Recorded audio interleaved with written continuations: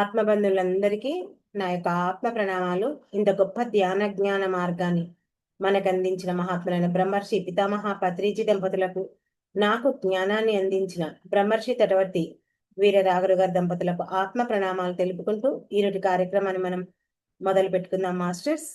ఈరోజు మనం వేమన పద్యం గురించి తెలుసుకుందాం. ఏంటంటే, చదువు చదవనేల సన్యాసి కానేల, షణ్ముతముల చిక్కి చావనేల, అతని భజన చేసి యాత్మలో తెలియుండి, విశ్వదాభిరామ వినురవేమ. ఇది వేమన పద్యం.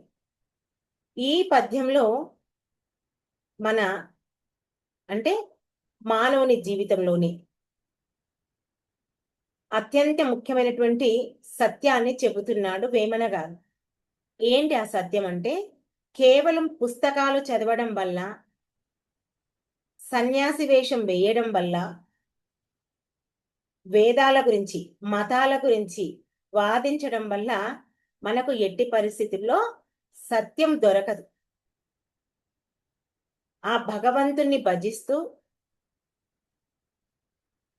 తన ఆత్మలో ఉన్నటువంటి ఆ దైవ స్వరూపాన్ని తెలుసుకున్న వాడే నిజమైనటువంటి జ్ఞాని అని చెప్తున్నాడు ఈ పద్యం యొక్క అర్థం. మొట్టమొదటగా చదువు చదవనేల అనే దానికి మనం అర్థం తెలుసుకుందాం. ఇక్కడ వేమన చదువును వ్యతిరేకించడం లేదండి. చదువు యొక్క పరమార్థం ఏమిటో చెప్తున్నాడు మనకు.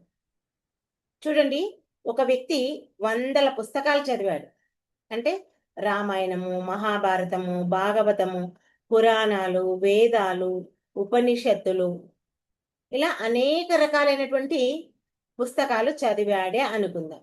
కానీ అతనిలో ఉన్నటువంటి అహంకారం కానీ, కోపము కానీ, అసూయ కానీ, ద్వేషం కానీ అలాగే ఉండిపోయాయి అనుకోండి. ఇంకా ఆ వ్యక్తి ఆ పుస్తకాలు చదివి ఏమైనా ప్రయోజనం ఉందా? గొప్పకు పేరుకు 100 పుస్తకాలు చదివాడు, కానీ లోపల ఆ మలినమైనటువంటి గుణాలు మారకపోతే దానివల్ల ఏ ప్రయోజనము లేదు. ఉదాహరణకు మనమే ఉన్నాం. ఒక వంటల పుస్తకం మనకు లభించింది. ఆ వంటల పుస్తకంలో రకరకాల వంటలు ఉన్నాయి. ఆ వంటల పేర్లన్నీ మనం బాగా కంఠస్థం పట్టాం.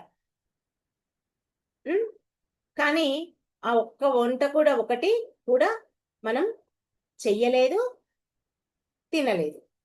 మరి అలాంటప్పుడు మన కడుపు నిండుతుందా? మన కడుపు నిండదు, మన ఆకలి తీరదు. ఫస్ట్ కడుపు నిండేదానికంటే వంట చేసి తింటే కదా మన ఆకలి తీరేది.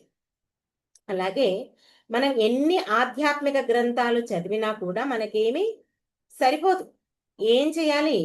వాటిని మన జీవితంలో అనుభవంలోకి తెచ్చుకోవాలి. అంటే ఫస్ట్ మొట్టమొదటి ఏం చేయాలి? ఆచరించాలి. ఆచరిస్తేనే నీకు అక్కడ చేసిన దానికి చదివిన దానికి సార్థకం అనేది ఉంటుంది. మరి భగవద్గీత ఏం చెప్తుంది అంటే, పుస్తకాలు చదువు, జ్ఞానం సంపాదించు. సంపాదించిన మాత్రమే లాభం లేదు.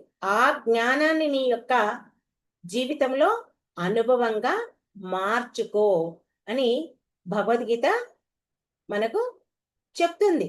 ఎందుకంటే చదివినంత మాత్రాన ఆ పుస్తకాలేవి భగవంతుని దగ్గరికి తీసుకెళ్ళవు. చదివి వాటిని ఆచరణలో పెడితేనే మనను ఆ భగవంతుని దగ్గరికి తీసుకెళ్తాయి. తీసుకెళ్ళకపోతే మనం ఇంకా మన జీవితమే అసంపూర్ణం. రెండవది సన్యాసి కానేల. ఇక్కడ వేమన గారు సన్యాసాన్ని కూడా తప్పు పట్టడం లేదు. సన్యాసం అంటే కాషాయం వేసుకోవడం కాదు. చాలా మంది ఏమనుకుంటారు, సన్యాసం ధరించాలంటే ఇల్లు వదిలిపోవాలి, అడవులకు వెళ్ళాలి, కుటుంబాన్ని వదిలిపెట్టాలి. ఇవన్నీ చేస్తేనే, ఇల్లు వదిలి కుటుంబాన్ని వదిలి అడవుల్లోకి వెళ్తేనే సన్యాసం అనుకుంటారు. కానీ నిజమైన సన్యాసం బట్టల్లో కాదండి, మన మనసులో రావాలి. ఎక్కడికో వెళితే సన్యాసం పుచ్చుకున్నట్లు కాదు, మన మనసులో రావాలి. ఇప్పుడు మనం చాలాసార్లు చెప్పుకుంటాం, తామరాకు మీద నీటి బొట్టు. తామరాకు నీటిలో ఉంటుంది కానీ నీటికి అంటుకోకుండా ఉంటుంది, అవునా కాదా? మరి అలాగే మానవుడు ప్రపంచంలోనే ఉండాలి, కానీ ఆ ప్రపంచంలో ఉన్నటువంటి ఆ మోహంలో చిక్కుకోకూడదు. అది చేయాల్సింది. కాషాయంలో వేసుకున్న మనం కాషాయాలు ధరించాం, కానీ మనసులో కోరికలు ఉంటే అతడు సన్యాసి కాదు. చూడండి, తెల్ల బట్టలు వేసుకొని కుటుంబంలో ఉండి ఎవరైతే కోరికలు జయిస్తారో వాళ్ళే నిజమైన సన్యాసి. ఇక్కడ వేషాధారణ ముఖ్యం కాదు, మన యొక్క గుణాలు ముఖ్యము అని చెప్తున్నాడు. ఇప్పుడు జనక మహారాజు ఉన్నాడు, రామాయణంలో తెలుసు కదా, సీతమ్మ తల్లి తండ్రి జనక మహారాజు. జనక మహారాజు రాజ్యాన్ని పాలించేవాడు, భార్య పిల్లలు సంపద అన్నీ ఉన్నాయి.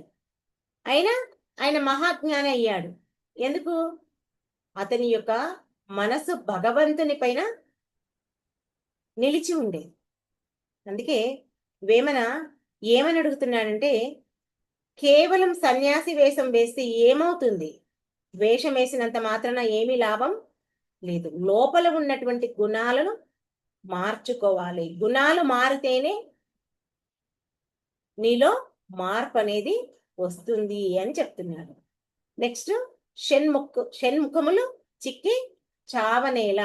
షణ్మతములు చిక్కి చావనేల. షణ్మతములు అంటే 6 ప్రధానమైనటువంటి ఆరాధన మార్గాలు. ఎన్నో రకాల మార్గాలు ఉన్నాయి భగవంతుని కొలచడానికి, కానీ అందులో ముఖ్యంగా 6 ఏంటివి? శైవము, వైష్ణవము, శాక్తము, గానపత్యము, కౌమారము, సౌరము. శైవము అంటే శివుడు, వైష్ణవం అంటే విష్ణువు, శాక్తము అంటే అమ్మవారిని ఆరాధించం, గానపత్యం అంటే వినాయకుడు, కౌమారం అంటే కుమారస్వామి, సౌరము అంటే సూర్య భగవాన్. చూడండి, ఇక్కడ శివుడిని పూజించిన, విష్ణువుని కొలిచిన, అమ్మవారిని ఆరాధించిన, వినాయకుడిని భజించిన, కుమారస్వామిని సేవించిన, సూర్య భగవాన్ని ప్రార్థించిన, చివరికి చేరేది అంతా ఒక్క దేవుని దగ్గరికి. అందుకే ఎవరి మార్గం గొప్పది, ఎవరి మార్గం తక్కువ అని మనం గొడవలు పడవద్దు. భగవంతుని చేరుకోవడానికి ఒకటే మార్గం. అందరూ రకరకాల మార్గాలు ఉండొచ్చు, కానీ చేరేది ఒక భగవంతుని దగ్గరికే.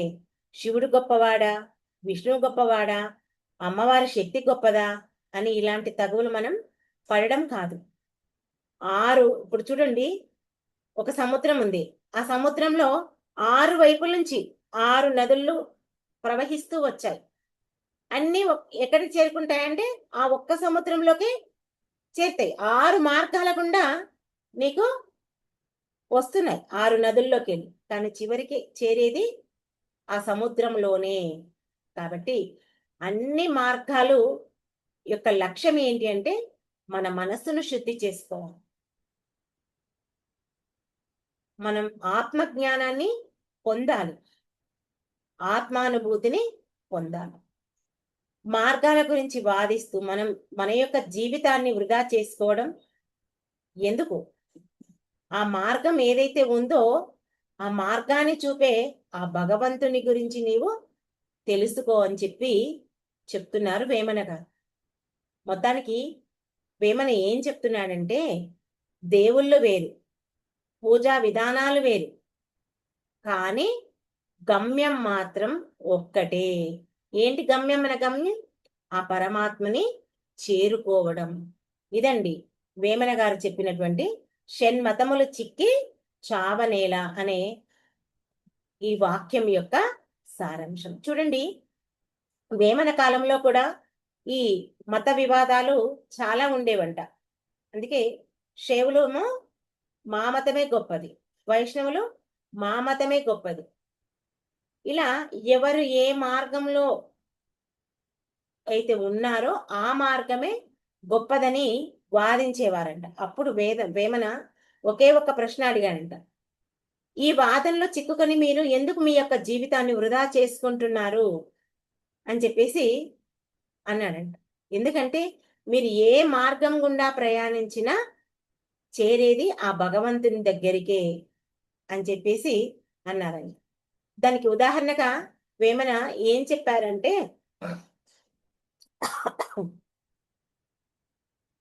ఒక గ్రామంలో 4 దిక్కులు ఉన్నాయంట. అంటే ఆ గ్రామంలో ఒక ఆలయం ఉంది. ఆ ఆలయానికి చేరుకోవడానికి 4 దిక్కులున్నాయంట. తెలుసు కదా 4 దిక్కులు? తూర్పు, పడమర, దక్షిణ, ఉత్తరం. ఏ మార్గం గుండా వెళ్ళినా ఆ గుడిలో ఉన్నటువంటి ఆ భగవంతుణ్ణి దర్శించడానికి వెళ్ళొచ్చు.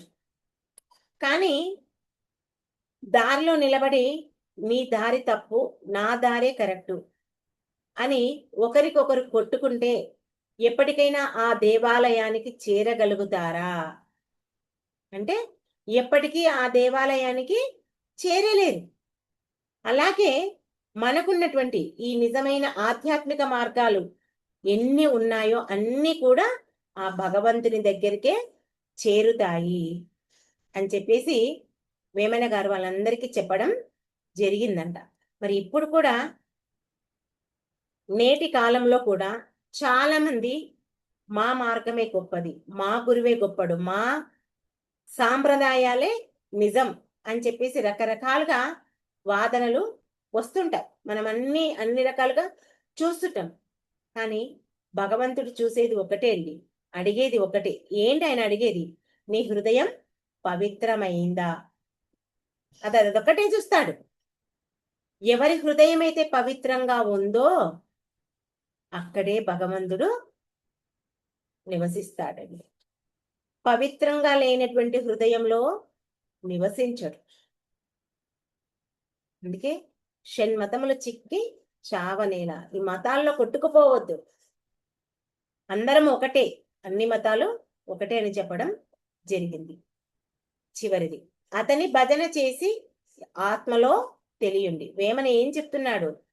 మతవాదాలొద్దు, అహంకారపు చదువులు వద్దు, బాహ్య సన్యాసం మాత్రమే వద్దు.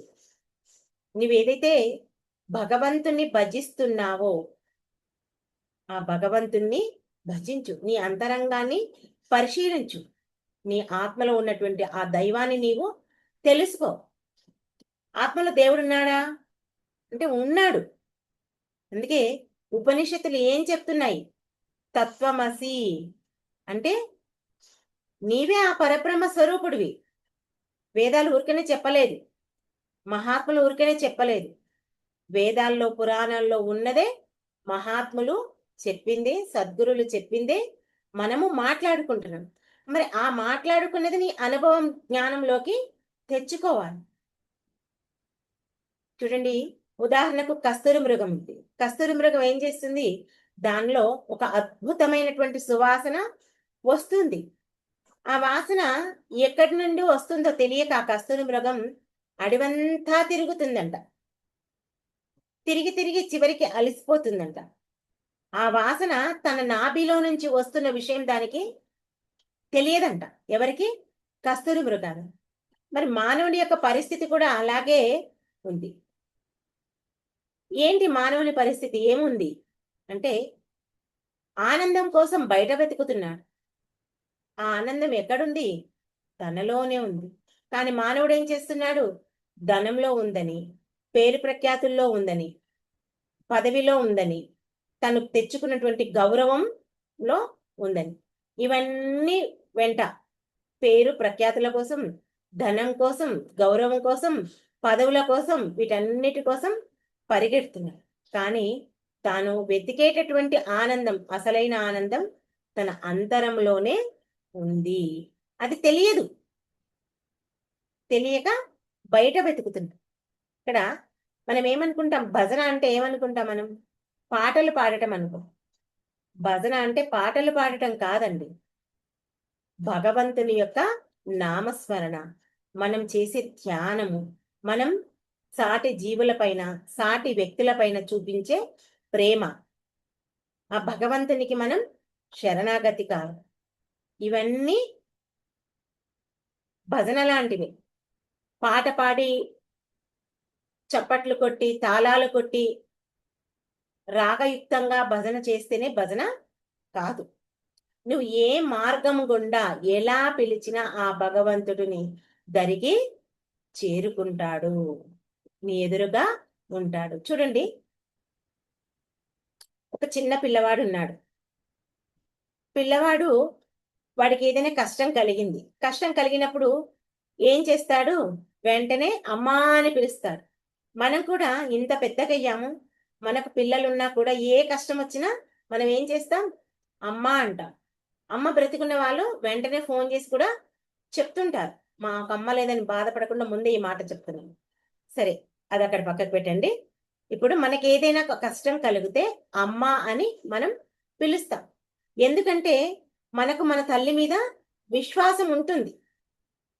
ఆ చిన్నపిల్లవాడు ఏం తెలియనప్పుడు ఏం చేస్తాడు? ప్రతిదానికి అమ్మనే పిలుస్తాడు. ఎందుకంటే నేను పిలిచిన వెంటనే అమ్మ వస్తుంది.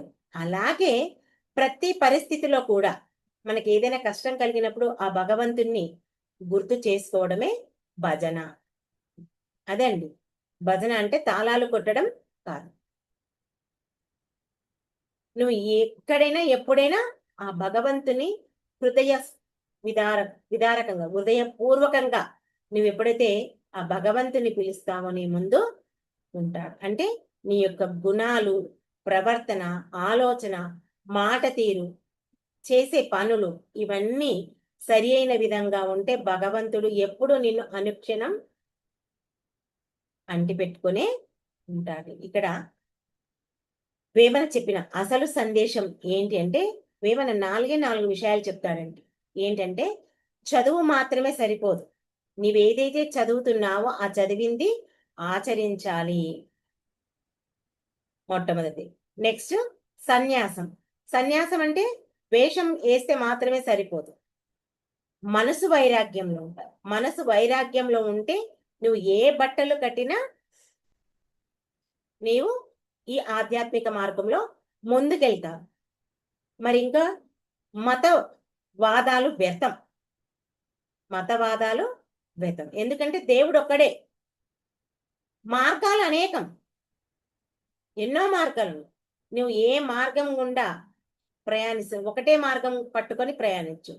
ఒక రోజు ఒకటి, ఒక రోజు ఒకటి, ఒక రోజు ఒకటి నువ్వు ప్రయాణిస్తే ఎప్పటికీ ఆ భగవంతుణ్ణి చేరలేవు.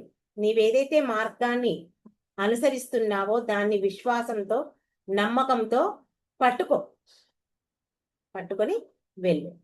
చివరిది ఆత్మజ్ఞానం పొందాలి. ఆత్మజ్ఞానం పొందితే ఏం చేస్తావు? నీ అంతరంగంలో ఉన్నటువంటి ఆ భగవంతుని నీవు తెలుసుకోగలుగుతావు.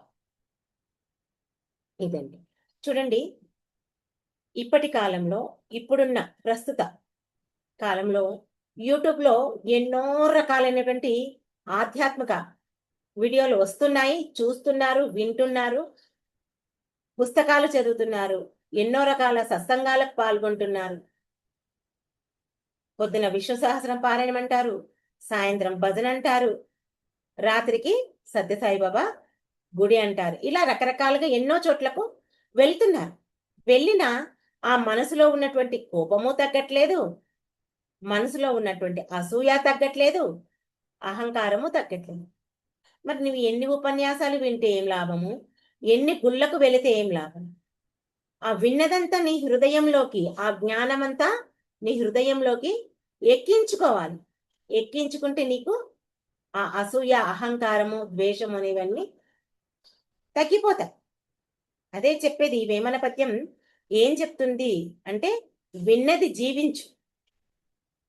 నువ్వేదైతే విన్నావో దాంట్లో జీవించు.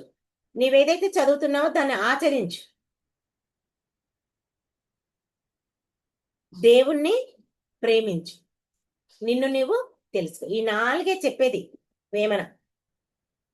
మరి దీని నుంచి ధ్యాన సాధకుడు తెలుసుకోవలసినటువంటి సందేశం ఏంటి అంటే, ప్రతిరోజు ఎవరికి వాళ్ళు రాత్రి అయిన తర్వాత పడుకునే ముందు కళ్ళు మూసుకొని ఆలోచించాలి. ఏం ఆలోచించాలి అంటే, నేను ఎంత చదివాను అని కాదు, నేను ఎంత మారాను అని ప్రశ్నించుకోవాలి మనం. ఇంకా నేను ఏ మతానికి చెందిన వాడిని అని కాదు, నా హృదయంలో ఎంత ప్రేమ ఉంది అని మనం చూసుకోవాలి. మరి ఇంకా ప్రపంచం నన్ను గుర్తించిందా అని కాదు, నా ఆత్మలో ఉన్న దేవుణ్ణి, ఆ భగవంతుని నేను గుర్తించానా అని ఈ 3 ప్రశ్నలు మనం కనుక వేసుకుంటే అప్పుడు ఈ వేమన పద్యం యొక్క నిజమైనటువంటి ఆ రహస్యం, ఆ జ్ఞానం మనకు అర్థమవుతుందండి. అందుకే వేమన ఏం చెప్తున్నాడు, చదువు, వేషం, వాదం, ఇవి 3 కంటే ఆత్మజ్ఞానమే గొప్పది. భగవంతుని భజిస్తూ తనలోని దైవాన్ని తెలుసుకున్నవాడే నిజమైన జ్ఞాని అని వేమన మనకు ఈ పద్యం ద్వారా చెప్తున్నారు. అందుకే చివరికి ఏం చెప్పారు, విశ్వదాభిరామ వినురా వేమా, వినురా నేను చెప్పేది అర్థం చేసుకో, నాకు వస్తుంది చదువు, నేను రాగయుక్తంగా పాడగలుగుతాను అని పాటలు పాడి నీ యొక్క రాగయుక్తంతో అందరినీ ఆనందింపజేస్తున్నావే, ఆ ఆనందం బయట కాదు నీ లోపలే ఉంది. దీంట్లో ఉన్నటువంటి భావాన్ని చదివి అర్థం చేసుకొని ఆచరించి నీ జీవితాన్ని ఒక అర్థవంతమైన జీవితం జీవించు అని చెప్పి ఈ యొక్క పద్యం ద్వారా మనకు చెప్పడం జరిగిందండి. ఓకే మాస్టర్స్, ఈ అవకాశం నాకు ఇచ్చినందుకు మీ అందరికీ నా యొక్క కృతజ్ఞతలు. Thank you. ఓకే, అందరం కాసేపు ధ్యానంలో కూర్చుందాం.